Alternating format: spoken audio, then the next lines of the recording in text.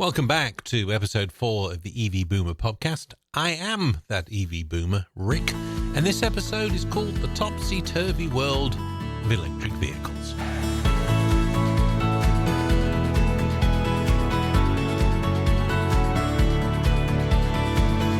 So it's been a while since I did the last podcast, and they say actually sustaining a regular podcast is very difficult, and 90% of new podcasts don't make it past 10 episodes. And for a while it felt like I was going to become part of that 90%, but I'm determined not to be and get a regular one going every 2 weeks, every week. We will wait and see. But the reason for the delay is we had a little bit of a teen driver issue to sort out. And that's also the reason why now, unexpectedly, we've become a 2-car EV family. Didn't think we were going to have a second EV, but we did. So, long story short, we went from an old Hyundai Sonata to a Chevy Bolt. About a week and a half ago, we picked up a 2019 Premier Edition of the Bolt EV from downtown Atlanta. And I have to say, wasn't expecting this. My daughter said, can I drive it out of Atlanta? Don't want to do 20 miles on I-75, which I don't blame her because the I-75, well, 75 in Atlanta is recommended speed limit. Well, recommended speed, not necessarily limit, but she didn't want to do that. So I picked it up with her and I drove it out. And I have to say, rather surprisingly, I was very impressed. It's a diddy little car by American standards, but I loved it. One pedal driving, you could do traditional or one pedal. I picked one pedal. It's a nippy little thing. Zipping in and out. Felt great to handle. Doesn't have adaptive cruise control, just normal cruise control, but it's got all the safety features, bells and whistles, which is something we looked for your daughter, as you do. But I was very impressed with it. And it's very interesting. It's definitely a commuter car, or a runaround, as I would call it. It's not really a road tripper. And the primary reason for that is obviously it's small. So by the time you throw your luggage and things in, if you're on your own or just two of you, yeah, you could do it. But it became clear why it's maybe not the best of road trippers when we went to Starbucks, and it's right by some Tesla V4 superchargers, or 3.5, call them what you will. And so I thought, you know what? I've got the adapter. Let's plug it in. And I did. And I achieved the grand speed of, drumroll, 31 kilowatts. Now, I have a Hyundai Ioniq 5. That's my main vehicle. Love it to pieces. Great ride. Very comfortable. And at a good 350 kilowatt charger, I can achieve 240 kilowatts. If I go to the Tesla supercharger by Starbucks, I can achieve 97 kilowatts, which still isn't bad if you just need to sort of goose it up a bit. But 31 kilowatts. And it kind of slowed down as we got over 50%. So I think I finished the charge by the time we'd had our cup of coffee and a nice piece of cake. We'd given it a good charge, got it up a bit, but it was running at about 26 kilowatts. So I thought, if I had to take this on a road trip, I can see myself timing it so I could get lunch or dinner while I plugged it in at a decent restaurant, because it's going to take a long time. And now I can see why people get very frustrated when they go to some of these DC fast chargers, and particularly the ones that have a few 150 kilowatts and a couple of 350 kilowatts, and parked right in front of a 350 kilowatt is a Chevy Bolt. Usually they're ride shares or Ubers or Lyfts or whatever, or cabs. But a lot of the times the drivers are asleep because it's a good way of resting, and that's how long it's going to take to charge. And I can see, if you've got a car that can do 240, 250 kilowatts or even more, and there's a little Bolt parked in front of the 350 one, I can see why people get frustrated. But either way, we have that ability, and it's doable. Whether she takes it to college in a year or two, we don't know. But it's a good little car, great safety features. I set the teen driver mode, so it beeps at her if she goes over a certain speed and stuff. So overall, very impressed, comfortable to drive, and I will admit, I have stolen it a couple of times. So, since the last podcast, we have had the end of the tax credit. Now, we all knew September was going to be a phenomenal month for sales, and it was. Tesla sold a lot, Hyundai sold a lot. They all kind of did. People getting in the tax credit. And October came, and as expected, sales dropped off a cliff. Now, interestingly, I almost made a decision in September. My Ioniq 5 lease is due up in June next year. So I calculated what I would owe to pay it off versus the $7,500 tax credit. I am denied. I thought, could I get dinged for depreciation as well? There is a possibility here according to the term of my lease. And I thought, the website says the payoff is this amount. But I'm like, yeah, you know how things go. But I also thought, if all vehicles effectively go up by 7,500 and sales drop off a cliff, their prices are going to change to get buyers in. And we already saw that recently with Tesla dropping the price of the lease. And ironically, they said it was only until November the 4th.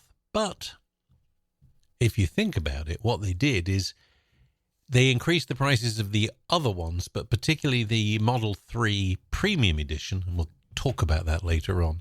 They kept the same at $329 a month starting price. But the other models also followed and dropped price. Hyundai dropped the price by $7,500, $8,000, $9,000 on their 2026 Ioniq 5s to compensate for that. And I think a couple of other manufacturers did. I can't remember if some of the Chevy prices dropped.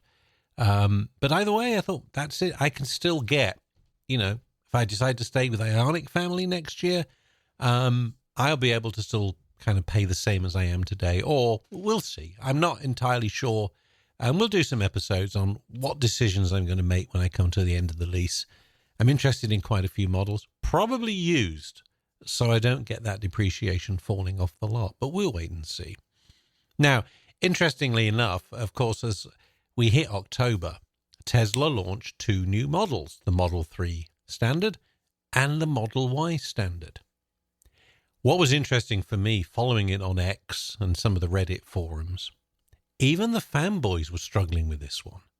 It wasn't as widely accepted and revered as I thought it could be.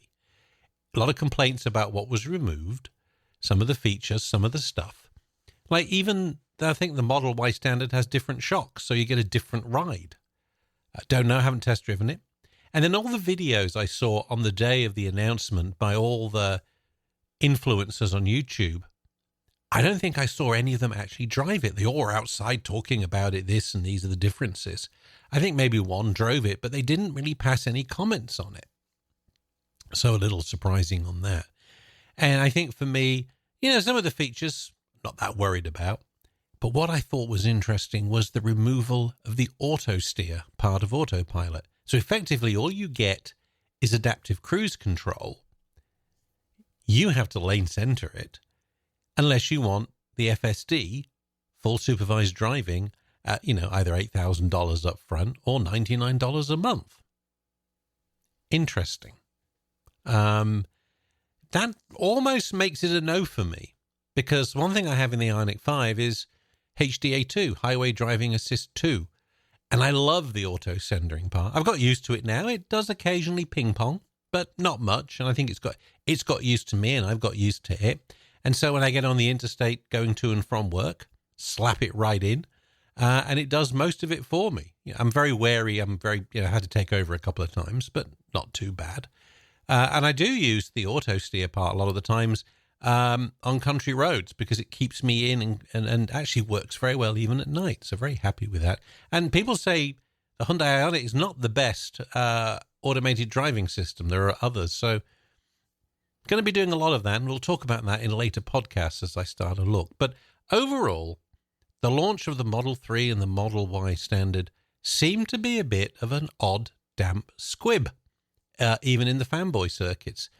No real discounts seen, and they don't even lease those models yet. I've seen, I think, one of them, they've dropped the interest rate on loans if you're interested in doing that. But I wonder how many they'll sell, or will it be like the Cybertruck rear-wheel drive that they bought in as like a basic model, and then not long later, quietly, just removed it from sale. We'll see. Couple of days later, Chevrolet announced the Bolt 27 model. And that seemed to have hit a home run with a lot of folks and offers a lot better, bigger screens, and offers faster charging, 150 kilowatt charging. So it could become a nice little model for a runaround that occasionally you can do longer distances and road trip without being penalized at DC fast charging. I will admit that's piqued my interest a bit for when my Ioniq lease expires. I think the Bolt's going to be too small for me. You know, being a boomer, being a senior or a junior senior, you know, early 60s, I might want something with a little bit more comfort. You know, I think I've worked hard over my life. A little bit more comfort will help, and that's where the Ioniq scores right now. I find it very comfortable. Tesla's definitely in the radar. Probably used. We'll see, Model 3 or Model Y. Probably like a model that's got hardware for obvious reasons, but we'll worry about that next year. But there's other choices. The Chevy Equinox. Friend had one, went in for it as a passenger, did like it. Not sure I like the fact that I can't do Apple CarPlay, but Tesla doesn't either. So I'm sure at the end of the world, as long as I can use Waze or Google Maps and it works. Don't want to get nickeled and dimed for everything either.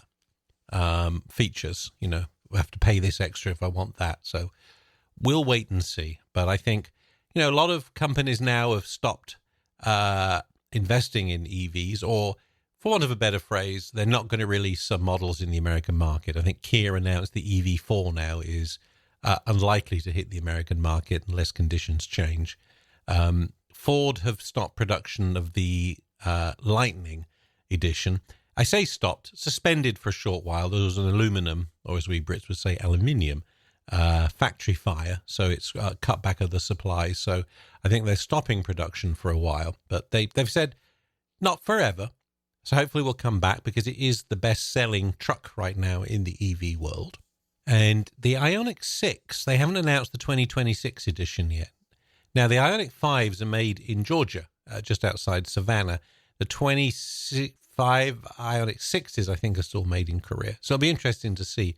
That's also a model that's in my radar for when the lease expires. Seen a few of them at work, do like them, and obviously it won't feel any different to me when I'm sat in the driver's seat than I'm currently used to with the Ioniq 5. So where will we go? So part of the podcasts over the next few weeks and months will be the decisions to make at the end of the lease. What I get next. What's out there? There may be some new stuff popping out that I could be interested in. Obviously, the Chevy Bolt will be coming out. Limited edition, they say. Not quite 100% sure what that actually means, but we'll wait and see. As well as seeing way more charging stations. Atlanta's getting an Iona just south of the city. Not open yet, but being built. And if you've been following the old charging news, Walmart are on a roll. And we're getting one here in Atlanta, probably about 20 minutes from home at a Walmart. It's got permits, but I don't think there's any evidence yet of it being built, but it has popped up into PlugShare. So I'll be interested to see. It's not far from a brand new Mercedes-Benz ones, which charge a reasonable rate, I think 40 cents a kilowatt hour, which as you get older, I'm starting to look after my pennies a little more. Definitely not as spendy happy as I used to be in my 30s and 40s. Maybe a thing to do with it as retirement blips in the not too distant future. We'll wait and see. What are your thoughts? Any models got your interest? You know, as definitely get older, I want a bit more comfort in life. A lot more relaxed driving. I definitely don't zip in and out of gaps in the interstate lanes like you see some nut jobs do. Remember my dad years ago saying, I'll still get there. A couple of minutes after you, but I'll still get there. And I was like, yeah. Maybe I'm subscribing to that model. But I'll be very interested to see. Charging is getting better. I've mentioned that. Pricing needs to be sorted out, though. There's no consistency. And it differs. And we'll talk about that in a future episode, the madness of the charging prices. Particularly now gas prices have dropped. But gas prices, as you know, are volatile. They never stay low for long. Something will happen and they'll start going up again and everybody will freak out. Just part of life, really. One of the cycle of the gas price. Electric prices are staying pretty consistent from what I see, but they could, a bit of competition wouldn't be a bad idea. I'd love to hear from you. Rick at evboomer.com is the email address, or you can go to the website evboomer.com and click on contact. Tell me your thoughts. We'll bring them in future podcasts. we intend to grow this. We intend to be able to get some guests on as we go, and we'll just get into a groove. You know, they say when I maybe got 100 episodes in the bank, I shall look back on these and go, well, these weren't very good, were they? Anyway, hope you like it. Hope you subscribe in your podcast catcher. And thank you for letting me waffle on for the last few minutes as I look. Gotta say, I do steal the Chevy Bolt from time to time to do little errands around the neighborhood. Very impressed. I think I'm one of those people that, unless I have to, I am not going back to a combustion engine car. Don't like it when I drive the wife's minivan, but it is what it is. So until the next episode, stay safe, enjoy driving, and enjoy your EV.